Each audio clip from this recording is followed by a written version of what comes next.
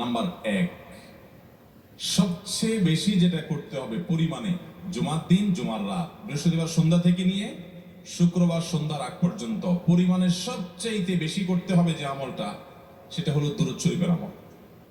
কিসের আমল ভাইরা? দুরূদ এমন একটা আমল, আপনি যদি শুধু দুরূদের এই আমলটাকে আঁকড়ে ধরেন, সবসময় আপনার মুখ দিয়ে দুরূদ বের হতে থাকে, পড়তে থাকেন, তো নবী করিম সাল্লাল্লাহু আলাইহি সাল্লামের ভাষ্য অনুযায়ী, তার ওয়াদা অনুযায়ী, ইদান তুকফা হাম্মুক ওয়া তুগফার যামবুক, তোমার যত পেরেশানি আছে নবী সাল্লাল্লাহু আলাইহি সাল্লাম বলেছেন, এই সব পেরেশানি দূর করার জন্য এই দুরূদের আমলটা যথেষ্ট হবে ইনশাআল্লাহ। এবং গুনাহ মাফের জন্য এই দুরূদের আমলটা কি হবে? যথেষ্ট হবে।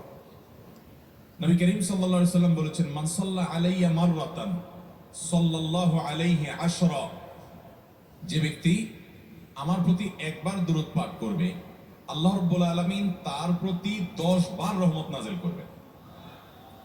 কয়বার রহমত নাযিল করবেন?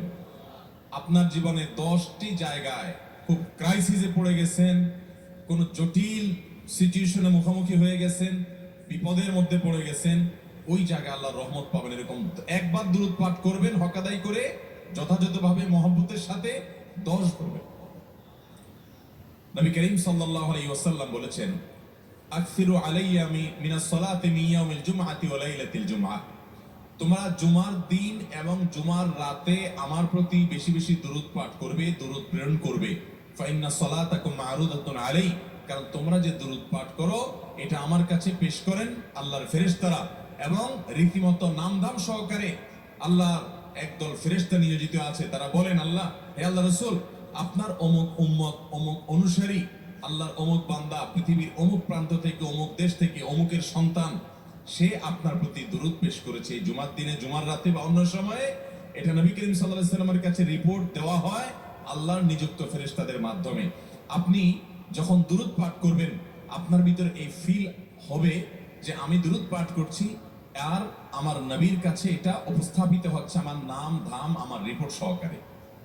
কোরআনে বেশি পরিমাণে আল্লাহর জিকির করার কথা বলা হয়েছে। আর নবী করিম সাল্লাল্লাহু আলাইহি ওয়াসাল্লাম বৃহস্পতিবার সন্ধ্যা শুরু হলে শুক্রবার সন্ধ্যার আগ পর্যন্ত বেশি পরিমাণে করতে বলেছেন যে কাজটা, সেটা হলো দুরূদ শরীফের আমল।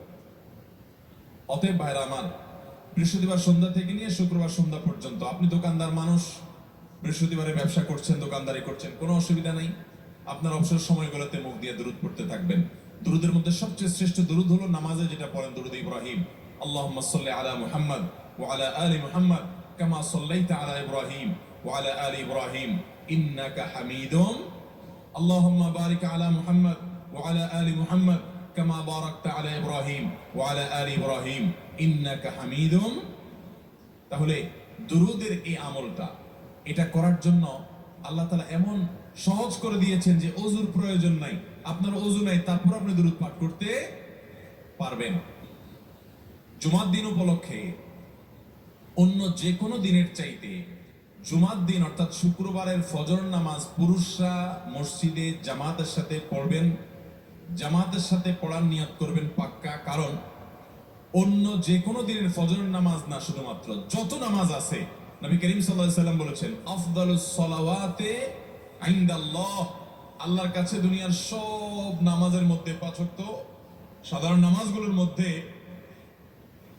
সবচেয়ে উত্তম নামাজ হলো সালাতুল ফজরে মাআল জামাআতে ইয়াউমাল জুমআ, জুমার দিন ফজরের নামাজ জামাতের সাথে আদায় করা হলো যত নামাজ আছে এর মধ্যে সবচেয়ে শ্রেষ্ঠ নামাজ। তাহলে জুমার দিনে এই বিষয়টা বিশেষভাবে খেয়াল রাখবো। জুমার দিন ফজর নামাজটা পুরুষরা কোথায় পড়বো, এবং সেটা বৃহস্পতিবার থেকে পরিকল্পনা শুরু করবো যে কালকের ফজর নামাজ যাতে কোনো অবস্থাতে আমার মিস না হয়। আমাদের আখিরাতের ব্যবসা এটা ভাই, আখিরাতের কারেন্সি সংগ্রহ করা। যত কোটি কোটি ভালো ভালো আমলগুলো করবেন, আপনার আমল নামাতে আমল সওয়াব জমা হতে থাকবে। চেষ্টা করবো তো ইনশাআল্লাহ। আমাদেরকে শয়তান অন্যদিন ফজরের নামাজ পড়ার সুযোগ হলেও শয়তান এমন ভাবে আমাদেরকে ধোঁকা দেয়, শুক্রবারে ফজরটা পড়াটা সবচেয়ে বেশি কঠিন হয়ে যায়। কেন জানেন? কারণ ইবলিস তো জানে হাদিস, আপনি জানেন না, হয়তো অনেকে হয়তো আজকে শুনছেন, আপনি আমি কোনো হাদিস না জানতে পারি, ইবলিস ঠিকই জানে যে ফজর নামাজ এই দিন যদিও জামাতের সাথে ফজর পড়ে ফেলে, তাহলে তোর আখিরাতের ব্যবসা অনেক দূর আগে যাবে, ওর সাথে তো আমাদের বাবা আদমের সাথে সেই চ্যালেঞ্জ, আদম আলাইহিস সালামকে সিজদা করতে বলা হয়েছে, সে তো করে নাই, তার সৌজন্য বা তার জন্য সিজদা নিবেদন করে নাই। আল্লাহ তাআলা সেজন্য তাকে জান্নাত থেকে বের করে দিয়েছে। তার কারণে এই ইবলিস তখনই আল্লাহর সাথে, আল্লাহর সামনে চ্যালেঞ্জ ছুড়ে দিয়েছে আদম আলাইহিস সালামের সাথে যে লাউ হুয়ান্নাহুম আজমাইন, আমি আদমের সব সন্তানগুলোকে পথহারা করে ছাড়বো, ওদেরকে জান্নাতের পথে চলতে দিব না।